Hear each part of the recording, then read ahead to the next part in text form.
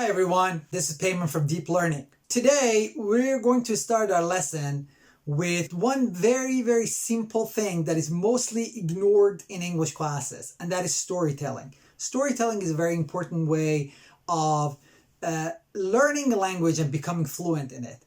If you've noticed, kids, when they start learning a language, they start telling the stories from school, from their friends, from outside, from whatever happens to them during the day. We continue that, and they also love hearing stories. If you've noticed that most kids love to hear stories, that's why we tell them bedtime stories. If you can tell a story in another language, no matter how simple that story is, you're fluent. You become fluent in that language. And a story could be something that happened to you during the day, like a diary that some people write about what happened to them during the day. In one of my lessons, I have an exercise of writing a diary and how to keep a diary every day with just 10 or below 10 sentences. By writing a diary, you're killing two birds with one stone. You are improving your English, and through learning the vocabulary that you need to write the diary with, and you are also keeping a memoir or a memory book for the future. 10 years later, you can open the diary and you enjoy reading what happened to you 10 years before. Telling a story, as I said, is a very important way of learning a language and becoming fluent. I want to give you an example. Listen to this. Last Sunday, I was invited to a party. I went there. I didn't know the host. I just knew one of my friends who invited me. And guess what? Matt was there. If you pay attention to the story, you go back and watch the video again, I told the story in past tense. But there's a hack here, which helps your deep learning and helps you to understand what you know more deeply and use another way of telling a story which is easier. In English, past tense is used to talk about past events. I worked, I went, she slept, they ran.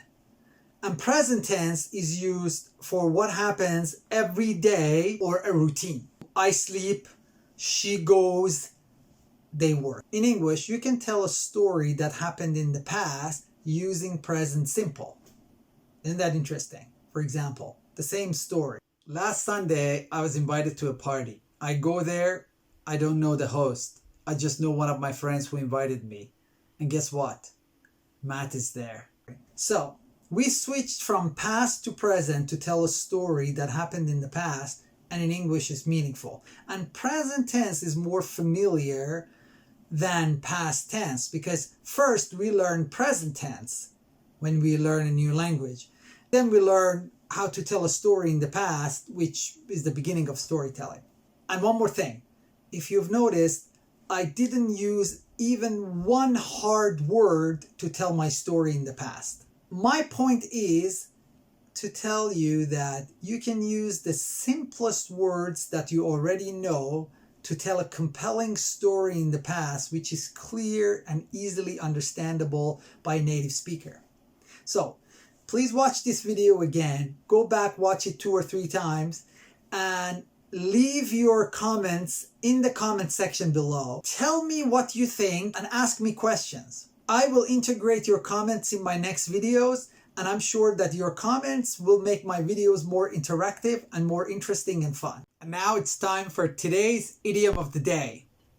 I have decided to introduce an idiom or expression or a quote at the end of every lesson. Today's idiom is, you can say that again.